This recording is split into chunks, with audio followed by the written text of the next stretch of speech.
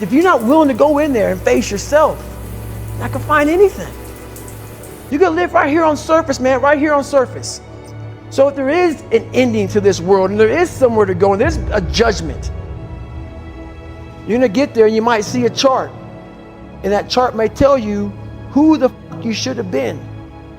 And now you get the rest of your life to think about that. Man, I could have lived a much better life if I just would have just suffered a little bit more. If I just would have went in that and realized I had so much more. But fear and the 40% and living here versus living here, being afraid, stop me. Your biggest enemy, the most important conversation you will ever have in your life is the one you have with yourself.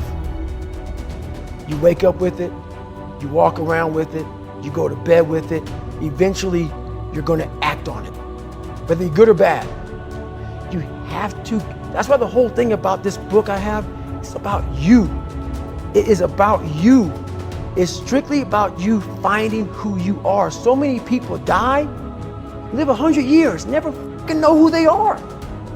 Never know who they are. You have to look in that mirror and know there's so much more in here, man. Because I can literally right now be a 300-pound guy spraying for cockroaches still to this day if I did not look in that mirror and say, there has to be more to this. This can't be it. And then willing to go into it, dive deep into it, and give all I have to find it. So that's what all that's about. Let's say there's 10 people in this room and we're all mediocre. But I'm the best of the mediocre people. I now think I'm great. I'm great. We surround ourselves around people that make us feel great. They tell us what we want to hear. The second we put ourselves amongst the uncommon people, we don't like that feeling, that challenging feeling of that person who's waking up at 3:30 in the morning and say, hey, push your on, we're going for a run. We don't like that challenge. We like that person who says, hey, you know what, man, I don't feel good today, man. And they say, oh, it's okay, brother. We'll take a day off, man. We'll get a pizza and watch the game. We like that. We love that feeling. Why? Because you understand, man, we're good, bro. We don't want that motherfuckers like this. Hey, man, no, bro. Get your fucking shit on, man. Stop being a punk. We don't want that in our lives. We don't want that person who's constantly challenging our weaknesses. We want that person who's constantly, making us feel nice and good and secure in ours. That's the mediocrity of life. We want to be the best amongst the average people. People wonder, how do you stay hungry all the time? Because after I accomplish something, I don't sit back like a lot of guys who graduate buds, graduate this, graduate that. They get comfortable. They wonder why I'm getting weak, man. I don't know, I lost my edge. What's going on? Because once you hit the top of the fucking mountain, guess what happened? I'm good. I'm good, so you wonder why you're falling down now. Because once you reach the top of the mountain, you gotta build another one. That's mediocrity. There's a lot of people in mediocrity who have a nice resume, but they're one-timers, man. They hit a one-time deal, they busted it open, got a lot of money, but they're good. You're mediocre now, man. What are you fucking doing today, tomorrow, the next fucking day? That's why I don't listen to theorists. I don't listen to all that bullshit. I listen to a motherfucker who's like this, man. What's wrong, man? I'm fucking tired, dude. Why are you tired? Because tomorrow, I gotta do the fucking shit again, man. Whatever it is that made me fucking nauseous and sick to my stomach, it made me hurt. There's no ending. And that's the person I listen to. That's the person who's gained knowledge. You gain knowledge through suffering. And on the other end of suffering is a world that very few have ever seen. It's a beautiful world because that's where you find yourself. You don't find yourself in over here. You find yourself on the other end. Like the 100-mile race I was on, I ran it for 24 hours. I found myself on the other end of that race. That 19 hours, I found, wow, there's a whole nother world out here that I've never even saw, but the world's in your mind. And that's what all that mediocrity is about. The mind has the tactical advantage over you at all times. At all times of your life, the mind has a tactical advantage over you. Why is that?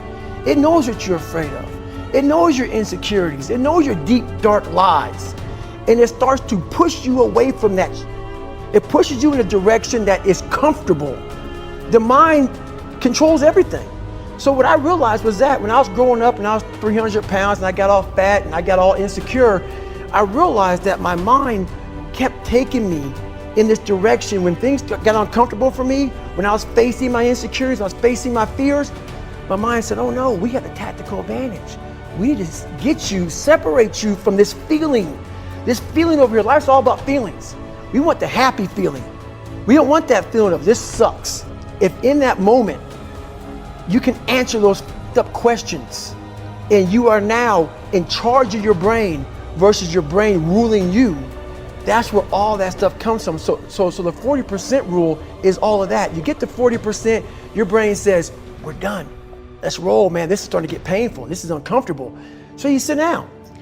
You have to figure out ways, and everybody's different. That's how the book kind of talks about, like we all have these things about, 5 steps to this and 4 steps to this. It's a lot more than that. That's all bullshit. It's a practice that you have to, it's a habit. So if you know that at 40%, I'm feeling pain. At 40%, I'm feeling pain. That's where the 40% rule kicks in. Now it starts. Okay, I'm feeling pain. My mind's saying all this to me. It's saying, get out of here, run, flee. The fight or flight kicks in. Okay, we're done. We're not good enough. It starts telling you all these things. You start to believe it because the mind controls all. This is the time where you have to gain control back of your mind. It's okay. Let me see if I can go 45%. And once you start giving yourself more and more hope and start realizing, okay, the mind starts to be, okay, what are you doing? We're supposed to be going right and you're going left. You start then controlling your mind. Start finding more in yourself. And then it goes from 40% to a lot further than that. But that's the start of it though. Get to the spot where your mind is saying stop. Wherever that is, you gotta get there first. And then that's when that starts to work for you. You gotta control yourself in that moment.